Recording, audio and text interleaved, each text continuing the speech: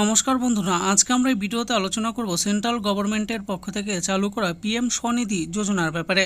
তো বন্ধুরা, এই পিএম স্বনিধি যোজনা থেকে আপনারা কীরকম সুবিধা পাবেন এবং কারা কারা এখান থেকে সুবিধা পাবেন, এর জন্য আপনারা কেমন করে আবেদন করবেন, সমস্ত কিছুই আমরা জানব।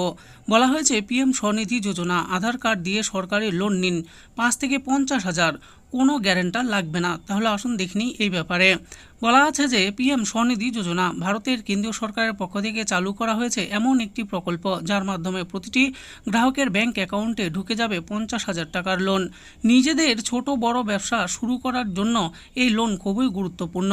আজকের এই ভিডিওর মাধ্যমে কেন্দ্রীয় সরকারের এই বিশেষ প্রকল্প সম্পর্কে বিস্তারিতভাবে জেনে নিন। এই প্রকল্পের নাম কি, কারা এই প্রকল্পের জন্য আবেদন করতে পারবেন, কত টাকা পাওয়া যাবে, কোন কোন রাজ্যে এই প্রকল্প ইতিমধ্যেই চালু হয়েছে, কতদিনের মধ্যে এই ঋণ শোধ করতে হবে, কিভাবে আবেদন করবেন, সমস্ত কিছুই আজকে আমরা জানবো এই ভিডিও থেকে। এই প্রকল্পের নাম কি? প্রধানমন্ত্রী স্বনিধি যোজনা বা পিএম স্ট্রিট ভেন্ডর্স আত্মনির্ভর নিধি যোজনা। কারা এই প্রকল্পের জন্য আবেদন করতে পারবেন? এই প্রকল্পের মাধ্যমে বিভিন্ন ছোট ব্যবসা চালু করার জন্য ঋণ দেওয়া হয়ে থাকে।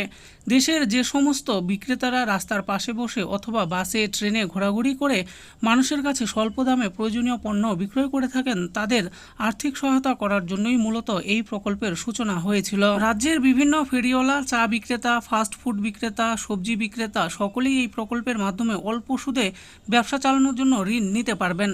তবে এই প্রকল্পের সুবিধা পাওয়ার জন্য স্থানীয় প্রশাসনের কাছ থেকে অবশ্যই বিক্রেতা হিসেবে নিজের পরিচয়পত্র থাকতে হবে। কত টাকা পাওয়া যাবে? এই প্রকল্পের মাধ্যমে খুবই অল্প পরিমাণের সুদে 50,000 টাকা পর্যন্ত ঋণ হিসাবে পাওয়া যাবে। এই ঋণের টাকা মূলত নতুন ব্যবসা শুরু বা পুরনো ব্যবসা প্রসারিত করার জন্য পুঁজি হিসাবে দেওয়া হয়ে থাকে। কোন কোন রাজ্যে এই প্রকল্প ইতিমধ্যেই চালু হয়েছে? দেশের প্রতিটি রাজ্যে এই প্রকল্পের সুবিধা ইতিমধ্যেই চালু হয়েছে। কিভাবে আবেদন করবেন আপনারা? 1 নম্বরে বলা হয়েছে সর্বপ্রথম pmswanidhi.mohua.gov.in এই লিঙ্কে প্রবেশ করে অ্যাপ্লাই LOR কাম লোন অপশনে ক্লিক করে নিতে হবে। 2 নম্বরে বলা হয়েছে নিজের মোবাইল নম্বর প্রদত্ত ক্যাপচা কোড এবং মোবাইল নম্বরে আসা OTPর মাধ্যমে ভেরিফাই করে রেজিস্ট্রেশন করে নিতে হবে।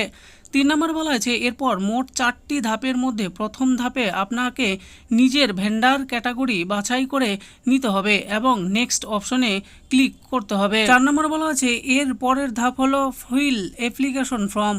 এই অপশনের মাধ্যমে আপনার আধার কার্ডটি ভেরিফাই করে নিতে হবে। এরপরে নিজের সঠিক তথ্য দিয়ে সম্পূর্ণ ফর্মটি পূরণ করতে হবে। 5 নম্বরে বলা হয়েছে এরপর আপলোড ডকুমেন্টস অপশনের মাধ্যমে নিজের সমস্ত ডকুমেন্ট আপলোড করে দিতে হবে।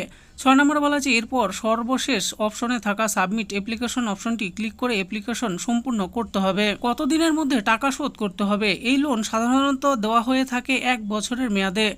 ঋণ নেওয়ার 1 বছরের মধ্যে মাসিক কিস্তিতে এই লোন পরিশোধ করতে হয়। সঠিক সময়ে লোন পরিশোধ করে ভালো রেকর্ড তৈরি করতে পারলে দ্বিতীয়বারের জন্য লোন পাওয়ার পথ সহজ হয়ে যাবে। তো বন্ধুরা, দেখে নিলেন আজকে আমরা ভিডিওতে আলোচনা করলাম সেন্ট্রাল গভর্নমেন্টের পক্ষ থেকে চালু করা পিএম স্বনিধি যোজনার ব্যাপারে।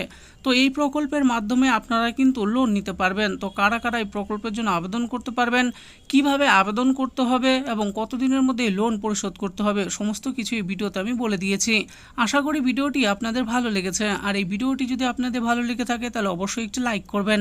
আরও এরকম নিত্য নতুন স্কিম ও আপডেট সম্পর্কে জানার জন্য আমাদের এই চ্যানেল গভর্নমেন্ট স্কিম প্রো চ্যানেলটিকে অবশ্যই সাবস্ক্রাইব করবেন। আর এই ভিডিওটি দেখার জন্য আপনাদের সকলকেই অসংখ্য ধন্যবাদ।